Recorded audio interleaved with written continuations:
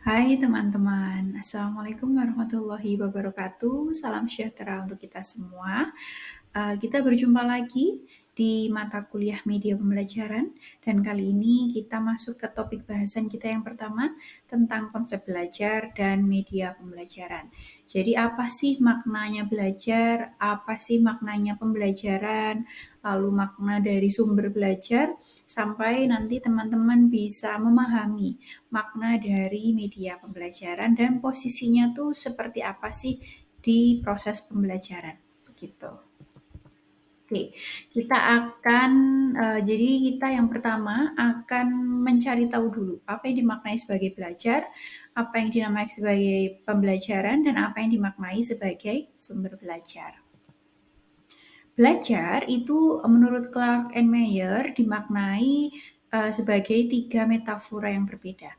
Dan masing-masing metafora ini nantinya menurut Clark and Mayer ya akan menghasilkan luaran media yang dipilih oleh guru juga berbeda-beda. Kita bahas satu-satu dulu. Jadi, metafora yang pertama dari Clark and Mayer untuk mengartikan belajar, belajar adalah menguatkan respon yang benar dan melemahkan respon yang salah.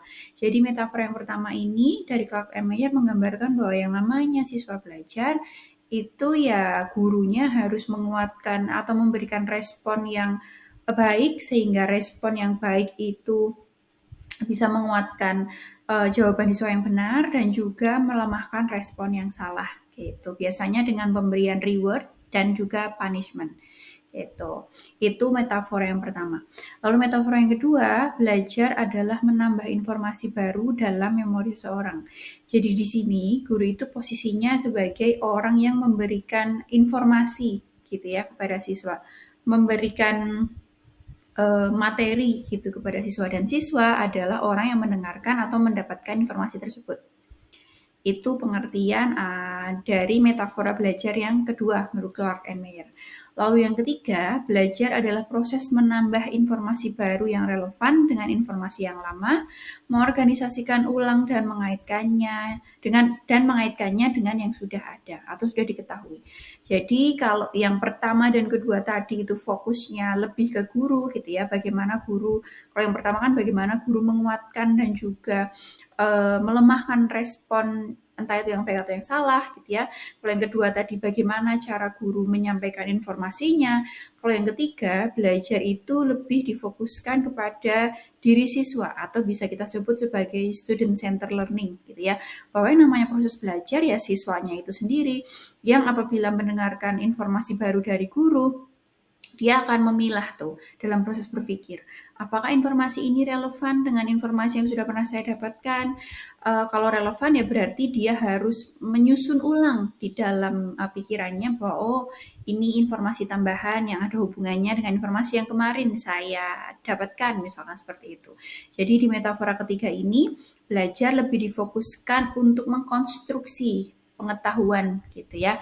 Dan di sini fokusnya di siswa. Nah, dari 3 metafora itu, Clark and Mayer menyampaikan bahwa nantinya itu akan menentukan bagaimana media pembelajaran itu diambil oleh guru. Jadi, guru akan memutuskan mengambil media yang mana ya tergantung guru itu mempercayai belajar sebagai makna yang mana gitu. Oke, sekarang kita sama-sama merenungkan. Teman-teman sama sembari dipikirkan kira-kira kalau kan teman-teman adalah calon guru gitu ya, yang besok juga akan mengajar di kelas. Begitu. Nah, sekarang teman-teman maknai deh, yang dinamakan sebagai belajar itu apa sih? Apakah metafora yang pertama, ataukah metafora yang kedua, ataukah metafora yang ketiga? Gitu. Oke, dipikirkan dulu. Yang mana ya yang kira-kira yang menurut saya ini sih kayaknya makna belajar yang pas gitu. Nah, biar nggak lupa, silahkan teman-teman tuliskan pilihan arti atau pilihan arti dari 3 metafora belajar dari Clark and Mayer ini di buku catatan teman-teman. Di pertemuan minggu yang akan datang nanti akan saya tanyakan yang dimaknai sebagai belajar menurut teman-teman itu metafora yang pertama, yang kedua, ataupun yang ketiga. Begitu. Oke, kita lanjut ya. Jadi, seperti yang saya sampaikan tadi, 3 metafora belajar ini adalah penentu rancangan pembelajaran dan media yang digunakan. Yang pertama, tadi kalau teman-teman memilih yang pertama, itu disebut, metafora belajarnya disebut sebagai response strengthening gitu ya, atau penguatan dan juga pelemahan, dari respon yang salah ataupun yang benar, begitu. Nah, di sini dimaknai, ya tadi itu, pembelajaran adalah penguatan ataupun pelemahan dari respon yang salah ataupun yang benar, kayak gitu. Nah, di sini siswa itu posisinya sebagai seorang yang pasif menerima reward dan juga punishment. Jadi siswa itu ya sudah belajar mendengarkan penjelasan dari guru, guru memberikan apa ya yang mudah itu ya drilling soal misalkan. Jadi setelah selesai belajar, setelah selesai satu bab, lalu guru memberikan soal 10. Dari soal itu siswa mengerjakan soalnya. Habis mengerjakan soalnya nanti dicocokkan bersama guru. Kalau benar itu dikuatkan dengan diberi skor, kalau salah dilemahkan dengan dikurangi skornya, misalkan seperti itu. Atau kalau teman-teman tidak asing dengan proses yang namanya yaitu tadi drilling soal. Jadi setelah belajar latihan dengan soal. Sebenarnya nggak salah sih, tapi pembelajarannya jadi tidak lengkap gitu. Karena apa? Guru ya di situ tugasnya menjelaskan lalu memberikan punishment dan juga reward saja, siswa ya sudah jadi orang yang pasif saja, guru menjelaskan apa ya didengarkan, guru menyuruh apa ya sudah dikerjakan, gitu saja. Nanti kalau yang salah dapat poin, yang yang benar dapat poin, yang salah tidak dapat poin, misalkan seperti itu. Jadi itu yang dimaknai sebagai response strengthening, kayak gitu. Lalu yang kedua itu ada dimaknai sebagai information acquisition. Gitu. Kalau information acquisition ini pembelajaran itu dengan dimaknai dengan menambahkan informasi ke dalam memori. Gitu. Dan yang namanya belajar itu adalah guru memberikan informasi, guru mencurahkan segala macam apa ya pengetahuan baru kepada siswanya. Gitu. Akibatnya apa? Kalau di metafora yang kedua ini, siswa itu sebagai orang yang pasif untuk menerima informasi gitu dan guru itu yang memang orang yang aktif untuk memberikan informasi begitu. Contohnya apa? Kalau pembelajaran itu menggunakan uh, menggunakan presentasi saja gitu ya sehari-hari atau pembelajaran itu ya sudah hanya satu arah guru memberikan presentasi lalu sudah siswanya mendengarkan misalkan seperti itu. Nah di sini itu sebenarnya pemberian presentasi atau guru melakukan presentasi gitu tuh sebenarnya nggak ada yang salah sih, nggak ada yang salah dengan itu. Cuma Richard dan Meyer itu menyatakan bahwa sebenarnya cara belajar yang seperti itu terus tanpa siswa ada kegiatan tambahan lain, tanpa siswa ada terlibat langsung gitu ya dalam proses pembelajaran, itu agak bertentangan dengan cara kerja manusia belajar begitu. Jadi memang boleh, memang tidak apa-apa. Cuma kalau menurut Richard Emery memang tidak apa-apa, cuma tidak bisa mengandalkan itu saja. Jadi tidak bisa memposisikan belajar itu sebagai information acquisition gitu. Lalu yang ketiga, ini adalah metafora yang ketiga disebut sebagai knowledge construction. Jadi membangun bangunan pengetahuan gitu ya. Kalau di sini belajar itu dimaknai itu tadi sebagai membangun bangunan pengetahuan baru yang itu dilakukan aktif oleh siswa. Dan di sini karena siswanya yang aktif ya jelas siswa posisinya sebagai active sense maker. Jadi siswa yang menentukan apakah informasi yang saya dapatkan dari guru ini relevan atau enggak ya buat saya. Kalau relevan harus saya letakkan di bagian mana nih di uh, di hasil belajar yang sudah yang sudah tersusun dalam pemikiran saya seperti itu. Nah, kalau guru itu fungsinya tidak hanya memberikan informasi atau tidak hanya melatihkan soal dan memberikan reward dan punishment aja, tapi bisa juga gabungan dari semua itu gitu. Pokoknya guru itu kalau di knowledge construction berfungsi sebagai cognitive guide gitu atau orang yang merancang bagaimana cara siswa itu bisa membangun bangunan pengetahuannya. Begitu. Jadi itu adalah 3 metafora belajar yang menentukan rancangan pembelajaran dan nanti dia akan menentukan media yang digunakan. Nah, tadi kan teman-teman sudah milih tuh. Setelah mendengarkan penjelasan saya yang ini, kira-kira teman-teman ada berubah pilihan nggak ya? Kayak, kayaknya saya tadi pilih yang itu, lalu sekarang pilih yang ini, misalkan kayak gitu. Coba sembari dituliskan juga. Oke, kita lanjut ya. Nah, dalam tadi kan itu tadi kan kita belajar tentang apa itu makna belajar gitu ya. Lalu sekarang kita akan mencari tahu apa itu makna sumber belajar. Karena kan yang namanya proses belajar itu kan perlu sesuatu yang kita gunakan untuk membantu, mempermudah atau memungkinkan siswa belajar. Nah, sumber belajar itu dimaknai adalah segala sesuatu yang dikumpulkan secara sengaja untuk membantu, mempermudah, dan memungkinkan siswa untuk belajar. Jadi apa sih makna belajar ya? Makna sumber belajar? Sumber belajar ya semua hal yang dari situ siswa bisa belajar kayak gitu. Nah, kalau sumber belajar ini dia itu tidak hanya benda gitu ya, tapi dia bisa seseorang ataupun ahli ataupun orang yang kompeten yang bisa menjadi sumber siswa untuk belajar seperti itu. Nanti teman-teman akan menemukan tuh bahwa sebenarnya posisinya sumber belajar dan posisinya media pembelajaran itu di sebelah mana kayak gitu.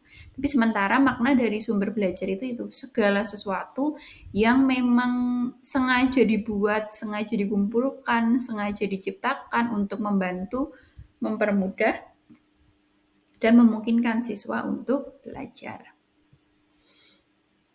Tadi kan sudah belajar, sumber belajar, sekarang pembelajaran. Apa itu pembelajaran?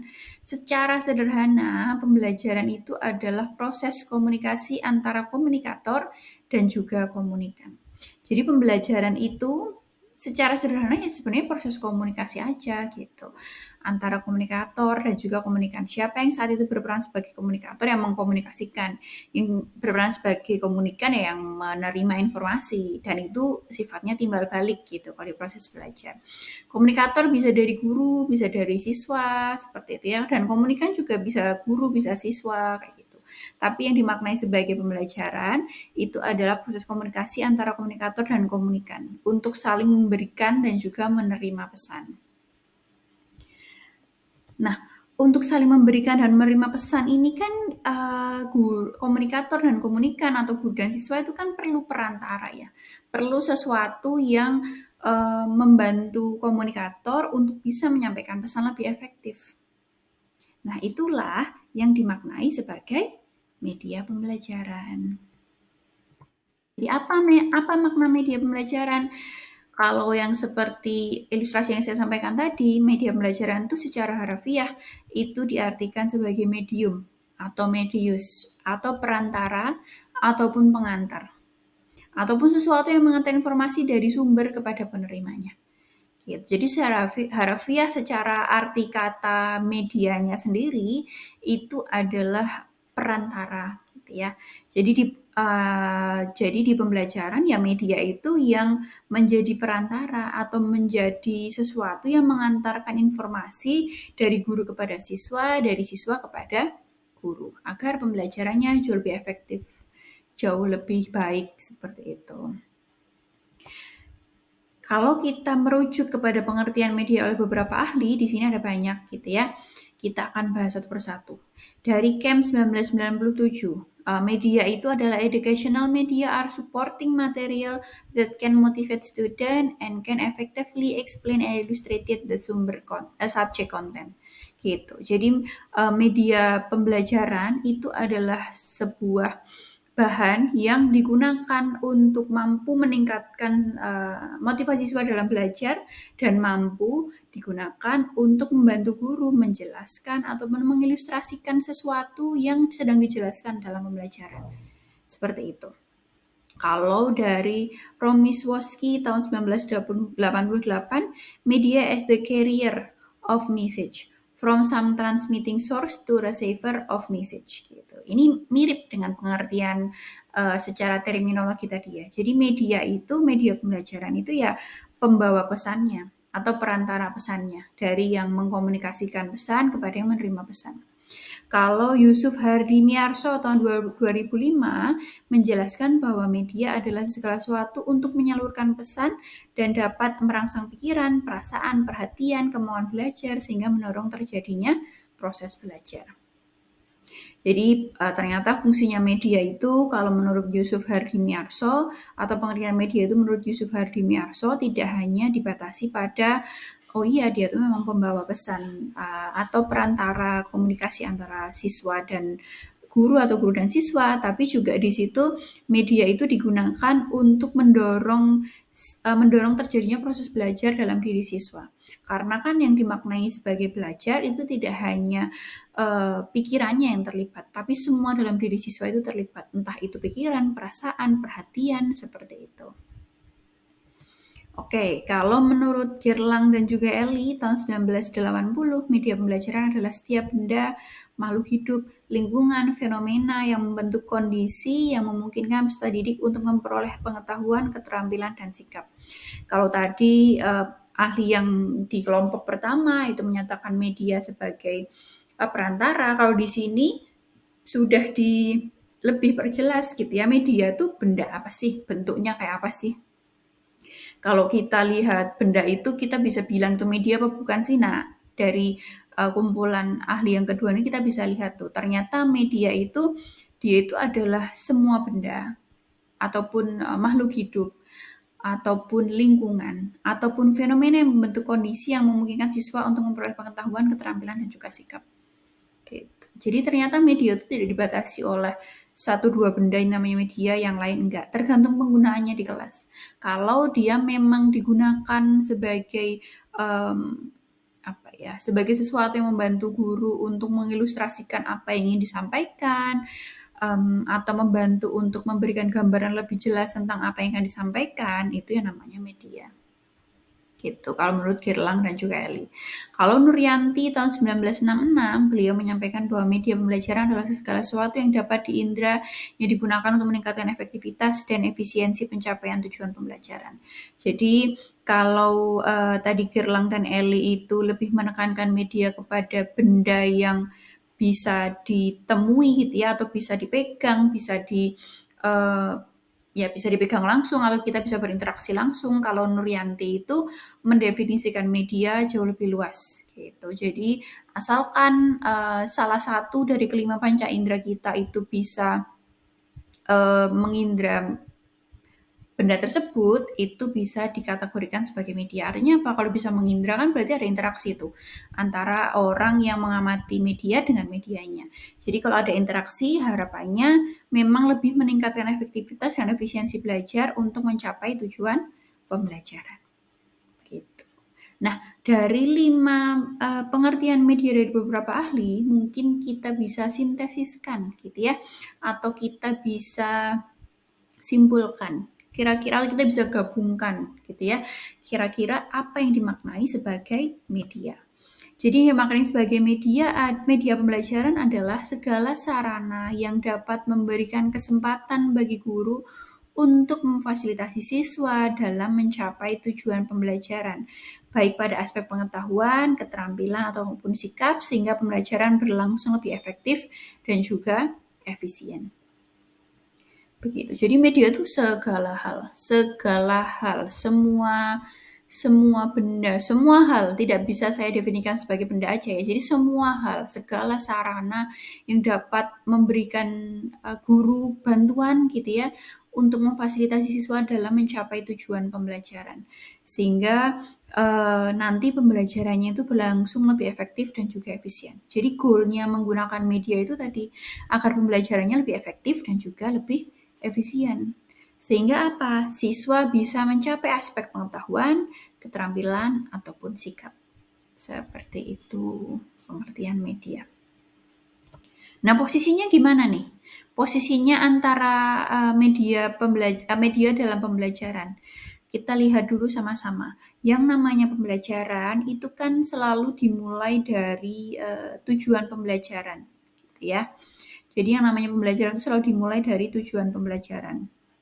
Tujuan pembelajaran ini yang nantinya akan dicapai sebagai hasil belajar. Jadi dalam mencapai tujuan pembelajaran, Guru itu perlu merumuskan materi dan juga metode pembelajaran yang tepat. Nah, guru dalam mengkomunikasikan materi sesuai dengan metode atau model pembelajaran yang dipilih tadi, itu menggunakan media pembelajaran atau sumber belajar yang lainnya. Sehingga proses pembelajaran dari guru kepada siswa bisa lebih efektif. Dan siswa bisa mendapatkan hasil belajar yang tadi sudah dirumuskan guru dalam bentuk tujuan pembelajaran. Oke, saya ulangi ya. Jadi yang namanya belajar itu kan guru menentukan tujuan pembelajarannya tuh. Jadi kalau anggaplah belajar itu sebagai perjalanan kita menuju suatu lokasi wisata, misalkan gitu ya. Jadi guru sudah menentukan ya, atau orang yang memang memegang peranan di dalam kelas itu sudah menentukan. Kira-kira kita mau jalan kemana? Oh, kita mau hari ini kita mau jalan ke Singkawang, misalkan gitu. Oke, kalau mau jalan ke Singkawang, kita perlu apa aja tuh biar bisa sampai Singkawang? Yang pertama kan berarti perlu transport gitu ya, perlu adanya konsumsi dan lain sebagainya. Gitu. Lalu perlu adanya peta ataupun Google Maps lah ya kalau sekarang untuk menuntun kita sampai ke Singkawang. Jadi Google Maps-nya itu diartikan sebagai metode pembelajaran, lalu sarana yang digunakan atau hal yang akan dipelajari itu ya materi pembelajaran gitu. Nah, agar kita bisa sampai Singkawang, itu kan kita perlu mengikuti peta itu tadi ya, atau mengikuti arahan itu tadi ya. Nah, guru dalam memberikan arahan kepada siswa agar bisa sama-sama sampai ke Singkawang gitu ya. Nah, disitulah peran media gitu. Apakah guru akan menjelaskannya gimana nih? Atau guru akan menjelaskannya langsung aja gitu. Jadi ada siswa nanya, guru jelasin. Siswa lagi tanya, guru menjelaskan dan lain sebagainya. Atau memilih pakai media apa tuh kira-kira biar penjelasan dari guru kepada siswa itu bisa lebih efektif. Nah, di situ tuh posisi dari media pembelajaran. Jadi bedanya apa sih media dengan sumber belajar? Tadi kan kita sempat nyinggung juga ya sumber belajar. Jadi biar teman-teman memahami juga apa beda dari sumber belajar dan juga media pembelajaran. Kalau sumber belajar itu adalah segala hal gitu ya, segala sesuatu yang digunakan siswa sebagai rujukan untuk dia belajar. Kalau media pembelajaran itu adalah pengantarnya gitu. Apakah media pembelajaran itu sama dengan sumber belajar? Enggak. Tapi media pembelajaran itu bisa masuk ke dalam bagian sumber belajar seperti itu. Dan kita bisa simpulkan juga bahwa tidak semua sumber belajar itu adalah media pembelajaran, tapi semua media pembelajaran itu bisa menjadi sumber belajar. Kayak gitu. Intinya itu tadi, media itu yang membantu siswa bisa mencapai tujuan pembelajaran. Gitu. Nah, ciri-ciri media pembelajaran itu apa sih? Kalau kita menemukan sesuatu, menemukan sebuah benda, terus ini media pembelajaran bukan ya? Nah, itu kan kita akan merujuk ke ciri-cirinya. Gitu. Di sini juga yang menyatakan ciri-ciri media pembelajaran itu ada banyak ya. Ada beberapa ahli yang menyampaikan ciri-ciri media pembelajaran. Yang pertama, media pembelajaran itu bentuknya adalah benda yang dapat berinteraksi dengan panca indera. Gitu. Lalu media pembelajaran digunakan dalam komunikasi pada proses pembelajaran. Jadi kalau dia itu benda bisa diindra dan dia digunakan untuk komunikasi dalam proses belajar. Dan dia digunakan sebagai alat bantu yang digunakan dalam proses pembelajaran di kelas ataupun di luar kelas. Ataupun dia digunakan sebagai media perantara, medium dalam pembelajaran, itu kita bisa golongkan dia ke dalam media pembelajaran. Gitu. Coba amati sekitar, lalu coba di stop dulu mungkin videonya lalu diamati di sekitar. Kira-kira kalau teman-teman jadi guru ingin menyampaikan materi tertentu, kira-kira media yang paling tepat untuk saya gunakan apa ya? Misalkan seperti itu. Nah itu benda itu coba dicocokkan nih dengan ciri-cirinya. Apakah dia itu ada wujudnya? Atau apakah dia itu bisa berinteraksi dengan panca indera? Oh ternyata bisa, checklist. Lalu ini kira-kira bisa membantu saya berkomunikasi dengan siswa nggak ya? Atau membantu saya mengkomunikasikan apa yang ingin saya sampaikan atau mengkomunikasikan materi pembelajaran bisa nggak ya? Oh ternyata bisa, checklist. Lalu yang ketiga, sebagai alat bantu yang digunakan dalam proses pembelajaran di dalam kelas atau di luar kelas, kira-kira dia bisa nggak ya untuk membantu mengilustrasikan dan lain sebagainya, bisa nggak ya? Oh ternyata bisa, checklist. Lalu media ini bisa jadi medium atau perantara saya dalam menyampaikan materi apa enggak ya? Oh bisa ternyata. Oh ternyata kalau bisa ya berarti itu media pembelajaran. Begitu. Oke, lalu Girlang dan juga Eli, ini ahli yang pertama ya, menyebutkan bahwa yang namanya media pembelajaran itu adalah fixative property atau dia itu punya ciri-ciri fiksasi. Media pembelajaran memiliki kemampuan untuk merekam, menyimpan, melestarikan atau mengkonstruksikan suatu peristiwa ataupun objek. Gitu. Jadi media itu bisa diartikan sebagai kalau menurut Girlang dan Eli ya bisa diartikan sebagai sesuatu yang punya kemampuan untuk merekam, menyimpan, melestarikan, merekonstruksi suatu peristiwa ataupun objek. Karena kan tidak semua peristiwa ataupun objek itu kan bisa dibawa masuk ke kelas gitu ya. Misalkan gini, teman-teman mau menjelaskan aktivitas vulkanik dari gunung berapi. Gitu kan kita nggak bisa membawa fenomena itu ke dalam kelas gitu ya, gimana cara masukin gunungnya ke kelas gitu kan. Jadinya ya kita membuat sebuah media pembelajaran yang bisa mengabadikan fenomena tersebut dan itu bisa diamati bersama-sama di kelas. Nah, itu dimaknai sebagai media juga menurut Girlang dan juga Eli. Atau kalau dulu nih di lab pembelajaran di lab biologi suka ada awetan tanaman atau ada awetan hewan gitu ya.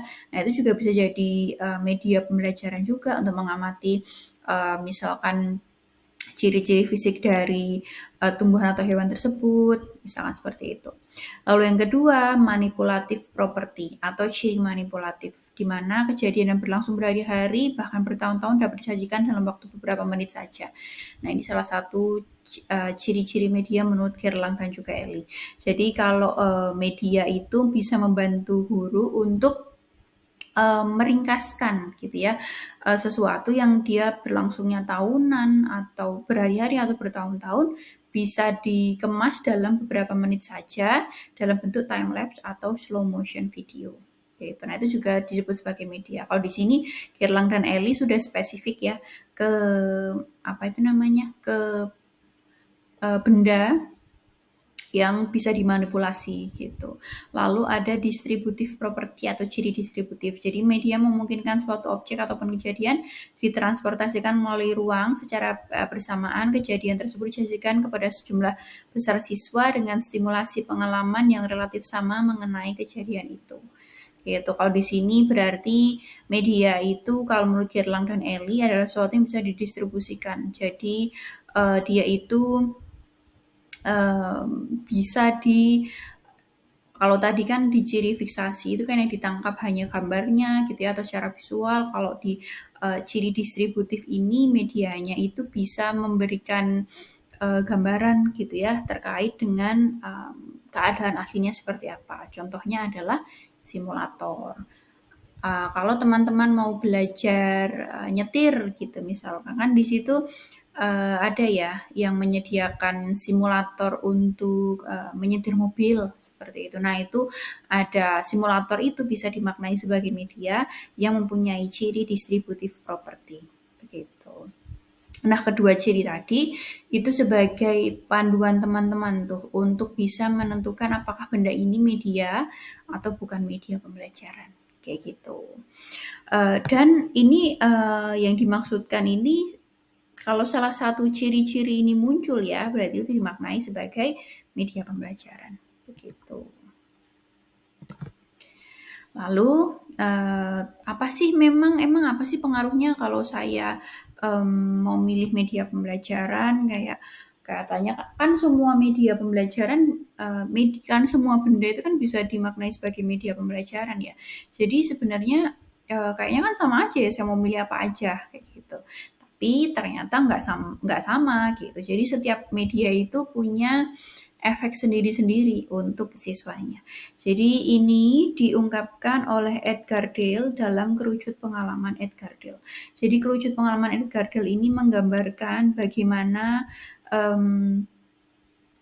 media itu dapat menjelaskan sesuatu, entah itu yang tadinya jadi dari konkret menjadi abstrak atau abstrak menjadi konkret gitu ya. Jadi media itu dapat membantu. Jadi jenis-jenis media itu yang nantinya akan berpengaruh terhadap keabstrakan atau kekonkretan dari sebuah pengetahuan.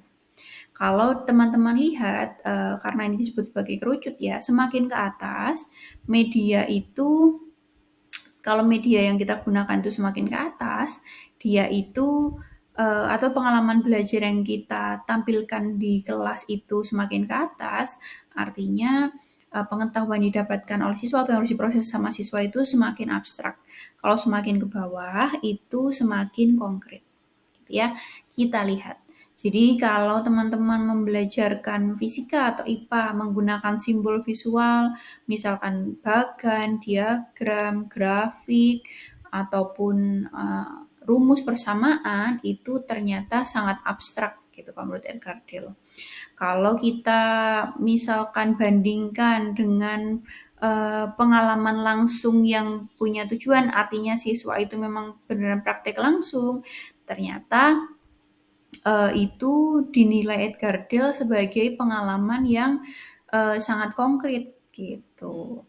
Beda, jadi semakin ke bawah itu semakin konkret, semakin atas itu semakin abstrak begitu. Nah, ditemukan bahwa semakin tinggi media dalam kerucut ini, semakin tinggi tingkat keabstrakan dari medianya.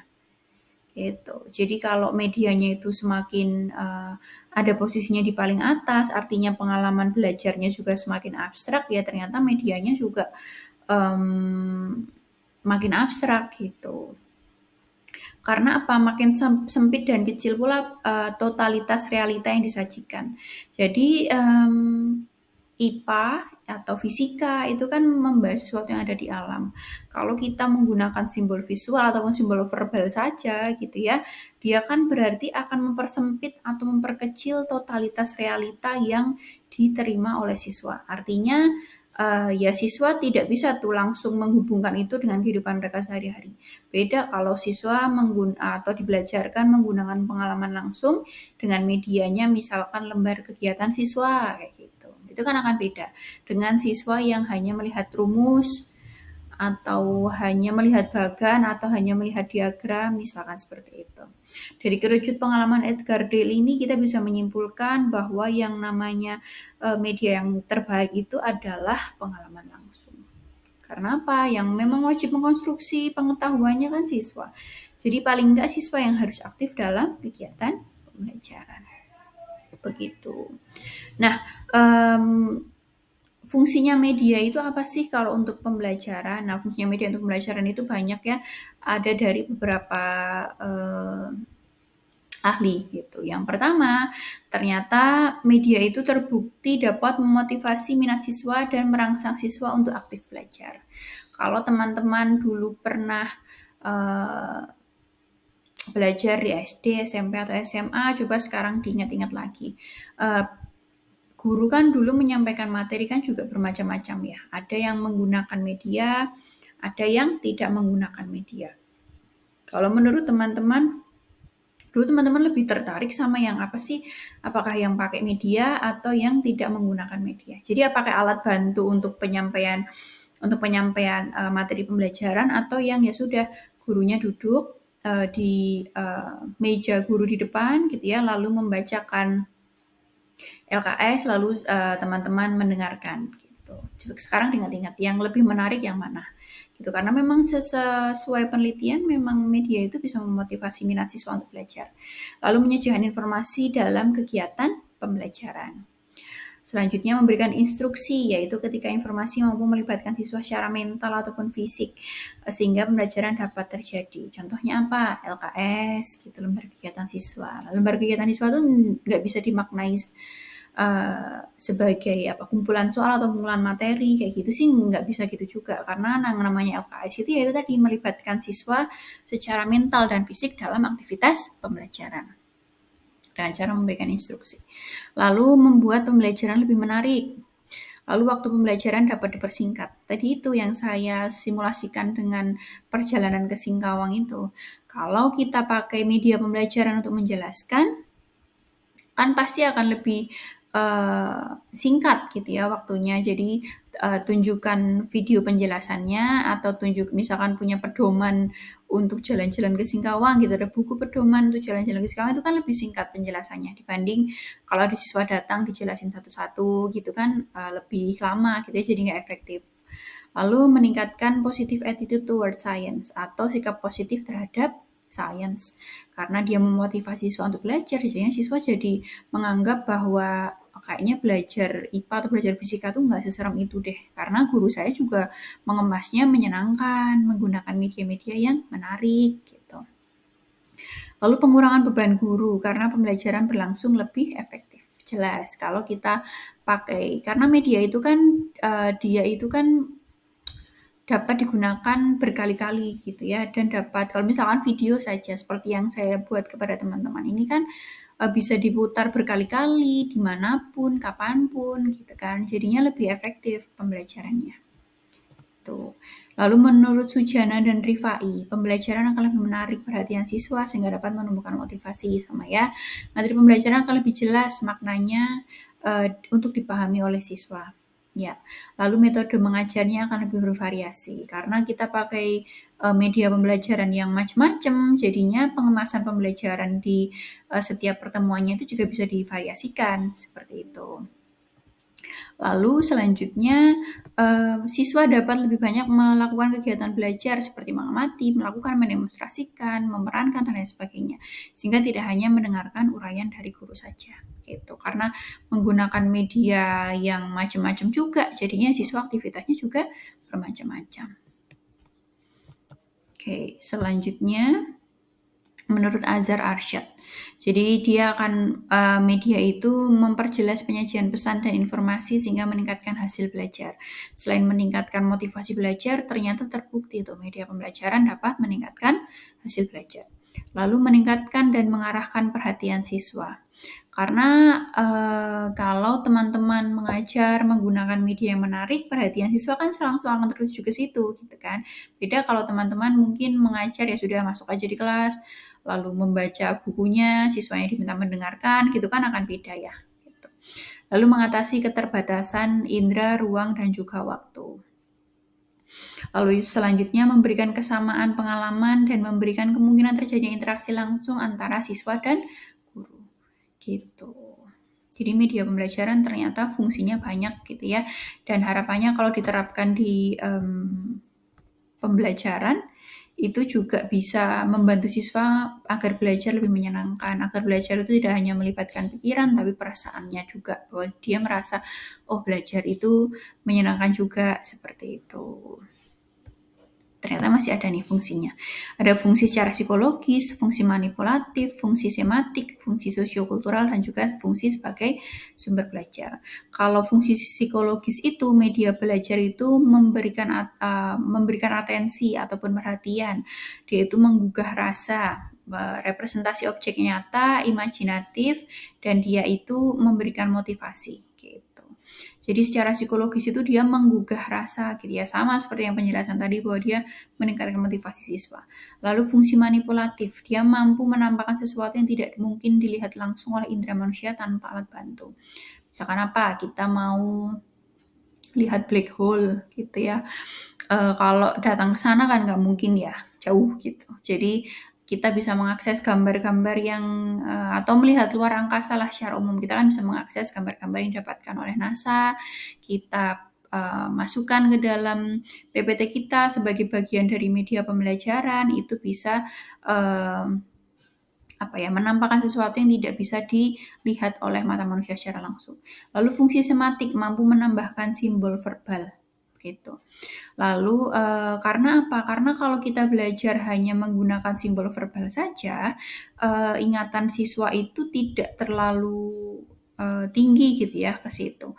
Coba kalau kita tidak hanya menggunakan simbol verbal, tapi ada gambar, ada video, ada penjelasan lebih lanjut, diharapkan kan dia bisa menambahkan pemahaman siswa. Begitu. Lalu ada fungsi sosiokultural, mampu melayani semua siswa dari berbagai macam latar belakang yang berbeda. Kalau teman-teman menentukan media pembelajarannya sudah baik sehingga siswa yang berkebutuhan bermacam-macam itu bisa disatukan dalam media pembelajaran. Nah, itu pembelajarannya kan berlangsung lebih efektif, gitu kan. Lalu yang terakhir, dia itu sebagai sumber belajar. Karena yang saya sampaikan tadi, media pembelajaran itu semuanya masuk ke dalam sumber belajar, tapi tidak semua sumber belajar itu bisa dimaknai sebagai media pembelajaran. Begitu. Kalau lebih simpel apa? Lebih simpel ya dia memperjelas penyajian pesan agar tidak terlalu verbalistik gitu ya, mengatasi keterbatasan ruang dan waktu, membantu membuat siswa semakin aktif dalam pembelajaran dan membantu komunikasi efektif kepada siswa. Begitu, sederhananya gitu. Jadi kalau bisa saya sampaikan pembelajaran yang baik itu lebih baik menggunakan media atau enggak? Jelas lebih baik menggunakan media.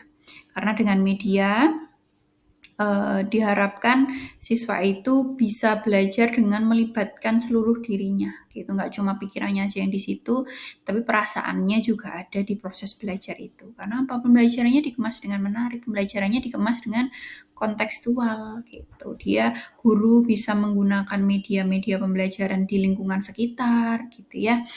Apapun yang ada di kelas, misalkan bisa dijadikan sebagai media pembelajaran, siswa kan akan lebih tertarik daripada hanya menggunakan simbol verbal saja atau hanya misalkan menjelaskan aja tanpa ada sesuatu yang bisa diajak untuk berinteraksi langsung dengan siswa. Begitu kira-kira makna dari media pembelajaran. Oke, terima kasih atas perhatian teman-teman. Saya tutup. Wassalamualaikum warahmatullahi wabarakatuh.